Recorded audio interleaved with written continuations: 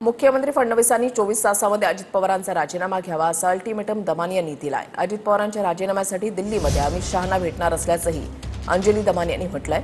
पार्थ पवार जमीन व्यवहार प्रकरणामध्ये कारवाईबाबत मोठी फसवणूक झाल्याचा आरोप दमानिया यांनी केलेला आहे। पार्थ पवारांच्या मीडिया कंपनी घोटाळ्यामध्ये अजित पवारांचा राजीनामा घ्या या मागणीसाठी अंजली दमानिया आक्रमक झाल्या आहेत। 24 तासात अजित पवारांचा राजीनामा घेण्याची मागणी दमानिया यांनी केली। राजीनामा न घेतल्यास अमित शहांची भेट घेणार आणि शहांनी भेट दिली नाही तर त्यांच्या दिल्लीमधल्या ऑफिस बाहेर जाऊन बसणार असं दमानिया यांनी म्हटलंय। अंजली दमानियांच्या या आरोपांवर बोलणं अजित पवार यांनी टाळलं। काय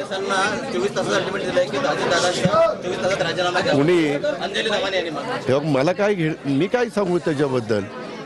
तुम्ही कुणाचा राजीनामा मागायचा आणि कुणाचा नाही मागायचा तुमचा अधिकार आहे। अजित पवार यांनी त्यांच्या उपमुख्यमंत्री पदावरनं आणि पालकमंत्री पदावरनं तात्काळ म्हणजे 24 तासात त्यांचा राजीनामा हा फडणवीसांनी ताबडतोब घ्यावा। जर आता 24 तासात त्यांचा राजीनामा झाला नाही तर मी उद्या अमित शहांची भेट घेणार आहे। की आज त्यांची जी भाषा होती दादा भाई यांनी केलेले घोटाळे ही महाराष्ट्राला शोभणारी नाही। ज्या प्रकारची भाषा त्यांनी राजकीय नेत्यांच्या विरुद्ध आज वापरली ती योग्य नव्हती। माझी माध्यमांना विनंती आहे की पुढच्या वेळेला ज्या वेळेला त्या पत्रकार परिषदेसाठी आपल्याला बोलवतील त्यावेळेला त्यांना आपण जरूर विचारा की असं सिलेक्टिव्ह का त्या वागतात। माध्यमांसमोर तुम्ही आर्ग्युमेंट करण्यापेक्षा तुम्ही हे तुमच्याकडनं जे तुम्हाला वाटतात बक्कळ पुरावे आहेत हे घेऊन तुम्ही कोर्टामध्ये दाखल करू शकता। परंतु तुम्ही माननीय अजितदादांचा सातत्याने जो राजीनामा मागत आहात तर तो राजीनामा देण्याचं बंधन हे ना राज्य सरकारवर आहे ना माननीय अजितदादांवर आहे। दुसरीकडे पार्थ पवारांच्या कंपनीला मुद्रांक शुल्क भरण्यासाठी मुदतवाढ देण्यात आली आहे। 40 एकर जमिनीसाठीचं 21 कोटींचं मुद्रांक शुल्क भरण्यास पार्थ पवारांच्या मीडिया कंपनीला मुदतवाढ देण्यात आली। 21 कोटी रुपये भरण्यासाठी 15 दिवसांची मुदत देण्यात आली होती, पण मुदत संपण्याच्या 1 दिवस आधीच कंपनीनं आणखी मुदतवाढ मिळावी अशी मागणी नोंदणी आणि मुद्रांक शुल्क विभागाकडे केली होती। त्यावर 7 दिवसांची मुदत वाढवून देण्यात आली आहे। अजित पवारांचा राजीनामा घ्या नाहीतर मी अमित शहा यांना भेटेल। त्या काय बोलल्या मला माहिती। अजित पवारांचा राजीनामा घ्या नाहीतर मी अमित शहा यांना भेटेल। त्या काय बोलल्या मला माहिती।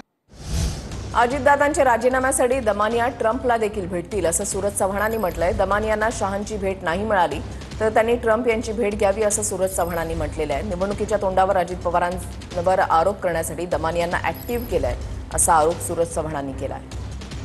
मला वाटतं अजितदादांच्या राजीनाम्यासाठी डोनाल्ड ट्रम्पला सुद्धा त्या जाऊन भेटतील, कारण त्यांच्याकडे इतका मोठा रिचार्ज झालेला आहे। अमितभाईची भेट नाही झाली तर त्यांना माझी विनंती आहे की त्यांनी डोनाल्ड ट्रम्पची भेट घ्यावी आणि अमितभाईचा सुद्धा राजीनामा मागावा। दोन्ही राष्ट्रवादी एकत्र येण्यावर सध्या कोणताही प्रस्ताव नाही असं शशिकांत शिंदे यांनी म्हटलंय। अजितदादांसोबत जाऊन कोणीही सुखी नाही असं शशिकांत शिंदे यांचा दावा आहे। सगळ्यांनाच तिथे जाच असल्याचं वक्तव्य शशिकांत शिंदेंनी केलंय। महाराष्ट्रामध्ये आत्ताच्या परिस्थितीमध्ये काही ठिकाणी महाविकास आघाडी, काही ठिकाणी दोन्ही राष्ट्रवादी एकत्र येते, काही स्थानिक पातळीवरच्या निवडणूक आहेत। भविष्यात तर काय घडलं आता तिथे जाऊन कोण सुखी आहे ते तुम्ही बघताय।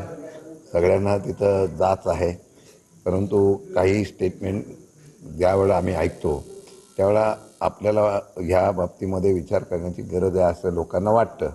पण सध्या तरी तशा प्रकारचा कुठलाही प्रस्ताव नाही। सध्या पक्षवाढीच्या बाबतीमध्ये भूमिका घेऊन आम्ही जिथे जिथे म्हणून कार्यकर्ते उभे केलेले आहेत।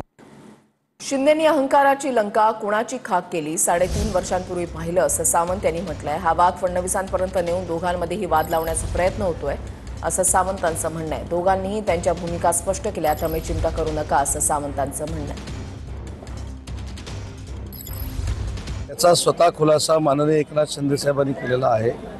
अहंकाराची लंका कुणाची खाक केली 3.5 वर्षापूर्वी हे आपण सगळ्यांनी बघितलेलं आहे। त्याच्यामुळे तो उल्लेख देवेंद्रजींपर्यंत नेऊन दोघांमध्ये वाद होतील असं काही लोक करू पाहत आहेत। पण दोघेही राजकीय परिपक्व आहेत. कालच माननीय देवेंद्रजी फडणवीस साहेबांनी शिंदे साहेबांबद्दलची भूमिका स्पष्ट केलेली आहे आणि परवा शिंदे साहेबांनी देवेंद्रजींबद्दलची भूमिका स्पष्ट केलेली आहे. त्याच्यामुळं अजिबात चिंता करण्याची काही आवश्यकता नाही.